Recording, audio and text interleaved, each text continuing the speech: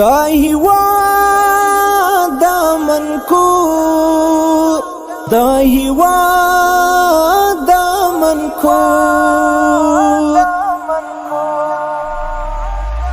وطن پشایست دی لکستور دا اسمان. کندهار ښاروالي د UNDP ادارې په مالي لګښت او د برک مؤسسې په تخنیکي همکارۍ د میانکو بند د اساسي رغونې چارې بشپړې کړې. د یادې پروژې فعالیتونو څخه یوه هم د طبیعي پیښو د مخنیوي په موخه یو چکډم جوړول دي چې د تخنیکي سروې په اساس او د اقتصاد محترم ریاست او د کندهار ښاروالۍ په همکارۍ او هماهنګۍ او د 9 او 12 ناحیې د ولسونو په وړاندیز د میانکو په سیمه کې چې هر کال فصلي او موسمي ورښتونو له امله زرهاو کورنۍ ته مالي او ځاني تاوانونه اړول کېده مشخصه شوه. نو دغه بندونه جوړېدل، دا چک ډیمونه جوړېدل، دا که څوک د چک ډیم جوړي، که څوک دلته مرسته کوي، که څوک زمینه سازي ورته کوي، که څوک امنیت نیسي، که څوک پروپوزل ورسره جوړي، که څوک ډیزایني، که څوک ورسره تاییدي، که څوک تفاهمنامه ورسره امضا کوي، حتی که څوک کار کوي، دا ټول په دغه سهم کې شریکان دي چې دلته 14,000 یا 12,000 یا 20,000 کور یا انسانان د دې د ضرر څخه محفوظ شول.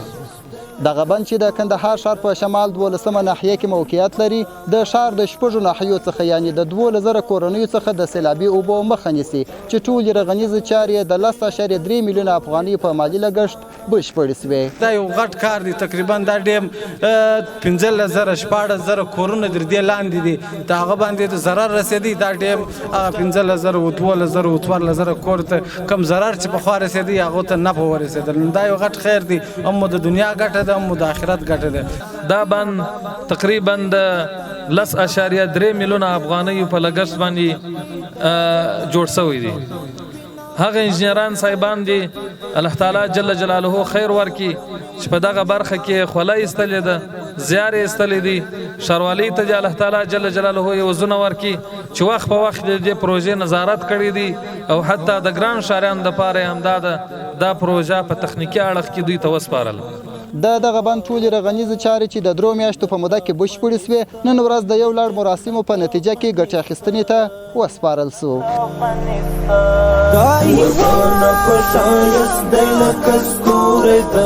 زموږ د ولس په نمایندګۍ ډېره مننه کوو ځینې د هر هغه چا چې په دغه کې ونډه اخیستې ده، برخه اخیستې ده، که د ښاروالۍ انجینران دي، که مشران دي او که نور کم دولتي ارګانونه دي چې دغه د خدمت زمینه د خلکو ته دلته برابره کړل. د دې یوه دا ګټه شوله چې د اوبو سطحه به ډېره رالوړه شي، رالوړه به کړي، او دویم موږ د دې څخه په امن شو. د دې څخه ډېر خطرات موجود وو چې لوړ بارانونه وسوي والی موږ ته ډېر خطرات کول. اوس الحمدلله د هغو څخه هم دا خلک په امن شوله او هم به زموږ د اوبو سطحه رالوړه شي.